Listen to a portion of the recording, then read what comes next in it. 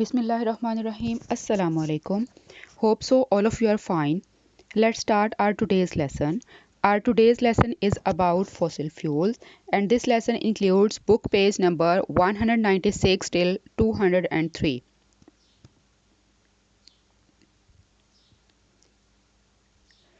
Fossil fuels are basically the fuels that are formed from the dead remains of plants and animals.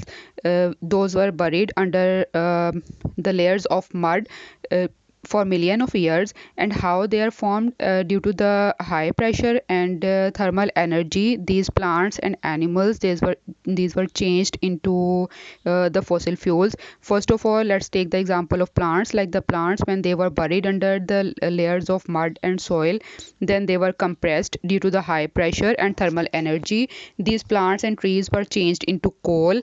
In the same way, the sea creatures and or some other animals, when they were buried under the layers of mud and rocks, then they were compressed for the million of years, and due to the high pressure and thermal energy, they were changed into oil and gas. The branch of science that deals with the study of these fossil fuels is known as paleontology. But these are the fuels that will run out, as these are the non-renewable energy source. Fossil fuel power stations. These are the power stations that produce electricity by using the energy that is stored into the fossil fuels. For example, the coal, oil, and gas. When coal is burnt into the power station, then the energy that is produced by the burning of the coal. First of all, that energy changes the cold water into steam. Then that steam is used to turn the or move the turbine. Turbine spins round, and it is connected to a generator. The generator produces a voltage in the coil around it. Then afterwards, that voltage or that electricity is supplied to the houses and different areas. But there is a drawback to use these fossil fuel to produce electricity. What is the drawback? As these when the burning of the fossil fuel take place, then large amount of carbon dioxide is accumulated into the air, and this carbon dioxide is a greenhouse gas, and it can cause climate change. Working of a generator. Generating electricity means producing a voltage so that a current can flow. Current can flow. A magnetic field. How it is produced? Magnet is basically the thing that produces a magnetic field, and as a result, current is produced into the coil.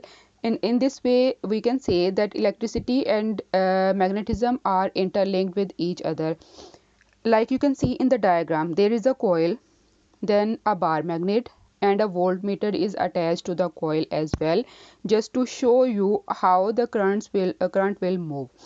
Whenever the magnet is moved inside and outside the coil, then the needle of the voltmeter, it will show you some reading, just to tell that whether the current is produced or not. For example, when the bar magnet is moved inside the coil, then the needle of the voltmeter, it shows a positive reading, and when the bar magnet is moved out of the coil, then the needle of the voltmeter, it shows a negative reading. This is a simple generator, or you can say a simple circuit. Then large scale generators are made using very large coils and powerful electromagnets.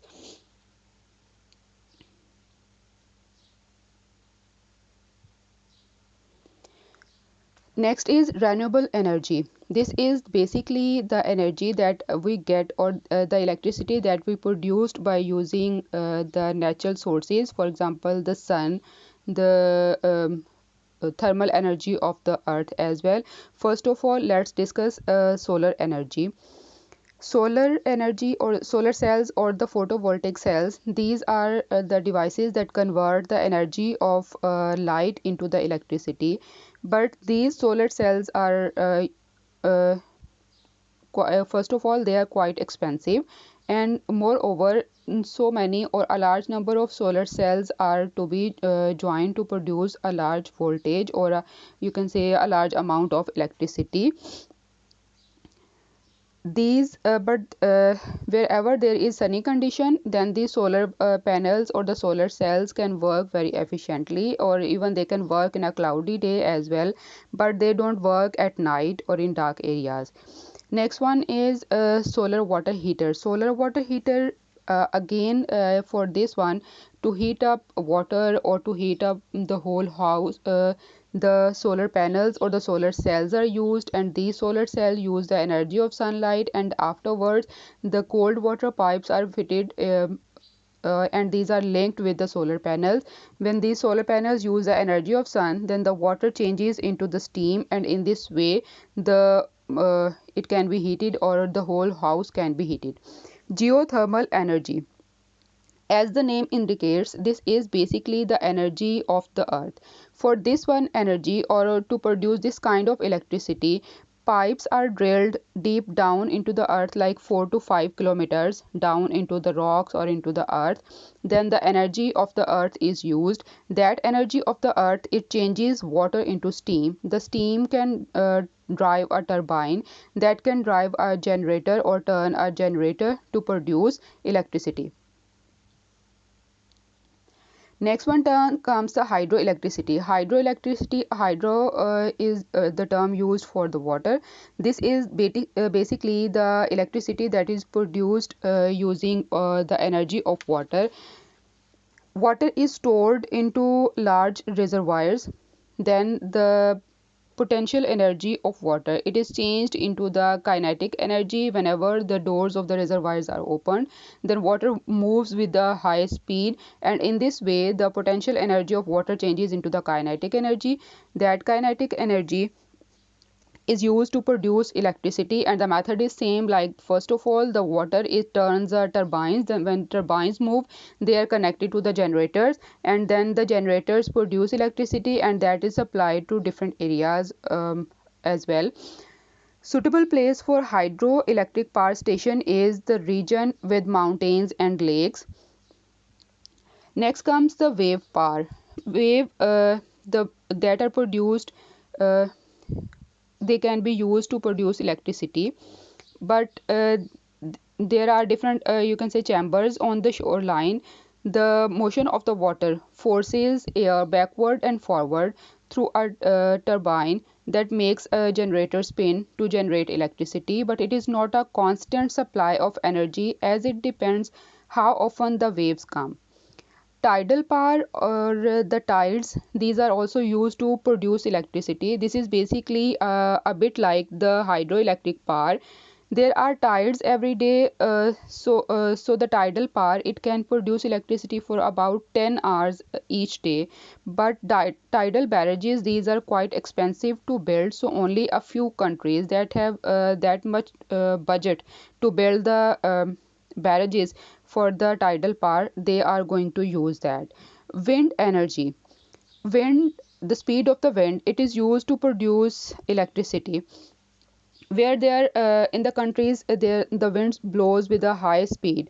Then in the open areas, windmills are fixed. These windmills are having large or the huge fans. When the wind blows, the fans move, then they are connected to the turbines, and to produce the electricity. But the output of the wind turbine is not always predictable, as the wind blows with different speeds. So this is not a, you can say, a reliable source. Moreover, these windmills are so noisy, as whenever the fans are going to move, then you can say it will be noisy. Moreover, it can kill the birds as well that are flying in that one area. Hope so all the things are quite clear to you people. If you find any point difficult, you can contact me. Now that I have planned some homework for you. For homework, you are supposed to complete your workbook page number 86, question number 1 till 3, and workbook page number 87, question number 1 till 3. I think so everything is quite clear to all of you. Allah Hafiz.